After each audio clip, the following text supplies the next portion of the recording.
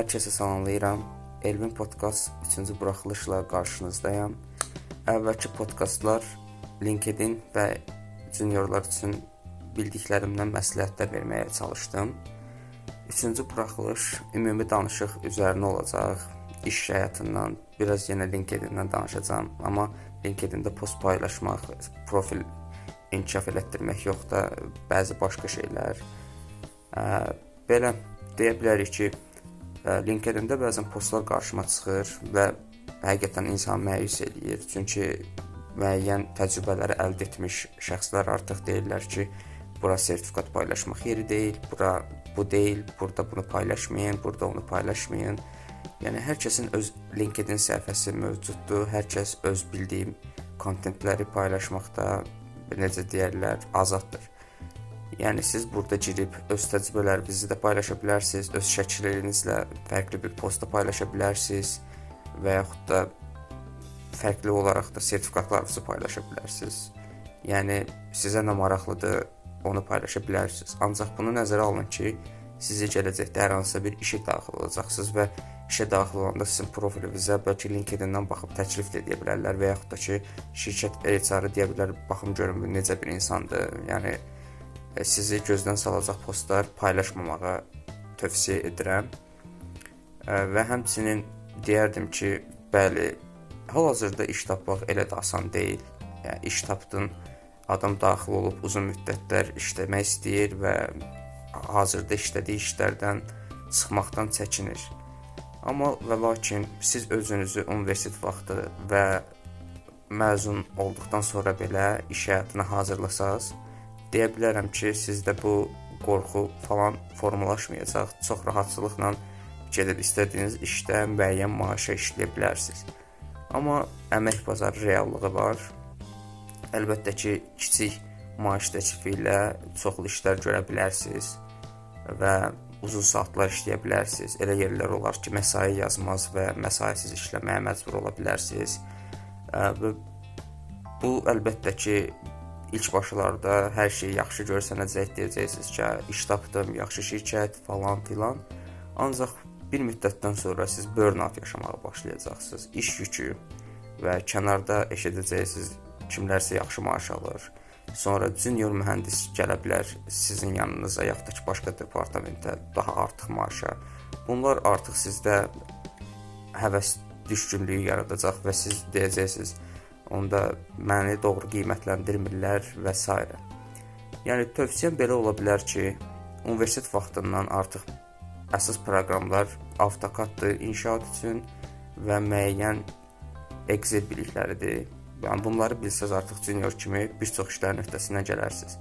Həmçinin çertyojlardır, sətam üzrə müəyyən dokumentasiyalardır, iş idarəsidir. Bunları da universitet vaxtı kimlərdənsə mentorluq dəstəyi ala bilərsiniz LinkedIn üzərindən və yaxud da deyə bilərəm YouTube üzərindən öyrənə bilərsiniz. Yəni sahəyə getməmişdən qabaq zaten intervyudan keçirsiniz. Lap HR keçirtmir sizi, saha mühəndisi və yaxud sahədən bir işçi və yaxud da layihə rəhbəri, direktor keçirdir bu intervyunu.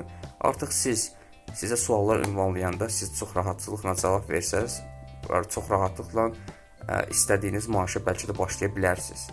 Yəni, bəlkə niyə görə deyirəm, ola bilsin ki, şirkət o iş üçün müəyyən maaş ayırır və o maaşı sizə təklif edilməyə çalışır və yaxud da daha azını.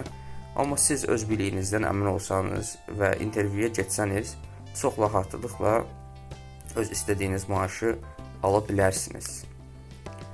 Universitet vaxtını da deyərdim ki, mən özüm də çox zaman elə də özlərimdə işləməmişəm.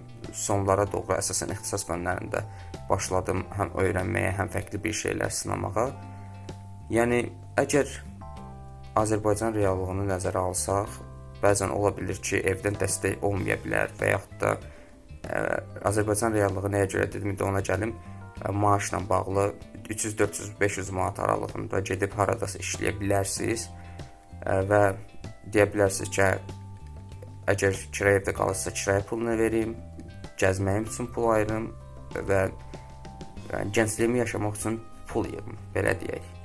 Ancaq əgər həqiqətən sizin o pula ehtiyacınız varsa, buna bir söz deyə bilmərəm. O kirayə puludur, ailəyə dəstəkdir və belə şeylərdə əlbəttə ki, başqa çarə olmur insanda. Sadəcə gedirsiniz dərsdən sonra ya dərsdən əvvəl müəyyən saatlarınızı işlərdə keçirirsiniz.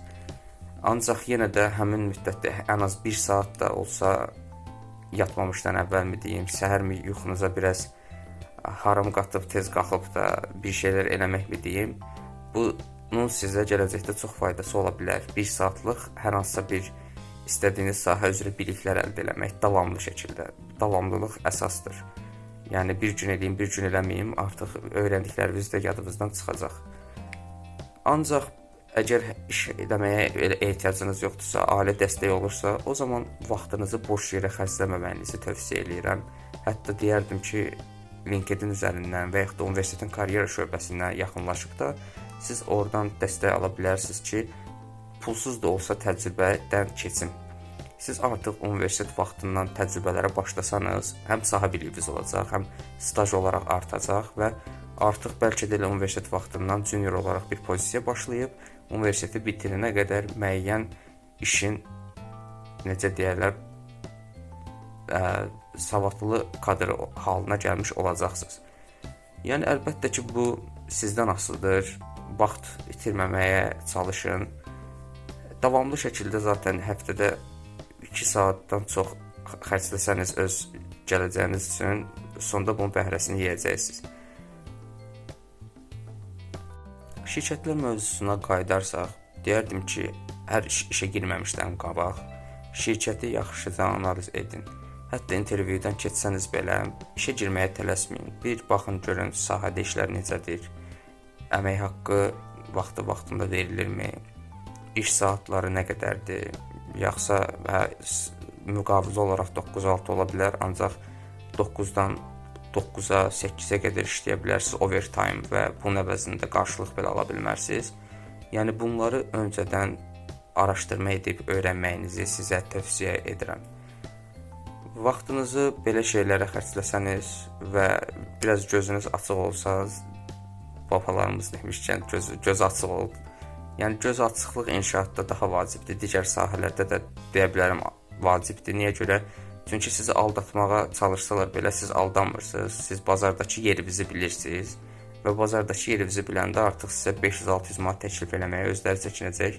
Biləcək ki, siz artıq 500-600 manatı da gəlib işləməyəcəksiniz və görünən işlərin hamısı məsuliyyətli işlərdir, çətinliklə hazırlanan işlər var, asan işlər də var, ancaq yenə də siz orada həm vaxtınız gedir, həm canınız gedir və bu səbəbdən seçəcəyiniz yerlərdə seçici olun və belə. Bu buraxılışı da belə yekunlaşdırıram. Maraqlıdırsa şərh yazın, bəyənmə edin, paylaşın və həmçinin hansı mövzu üzərində danışmağımı istəsəniz mövzu yerinə şərh yazıb da mövzunun adını qeyd edə bilərsiniz. Danışa bilərəm. Öz tövsiyələrimi və sahə biliklərimi sizlərə paylaşa bilərəm. Bu buraxılışın sonuna gəldik. Hələlik.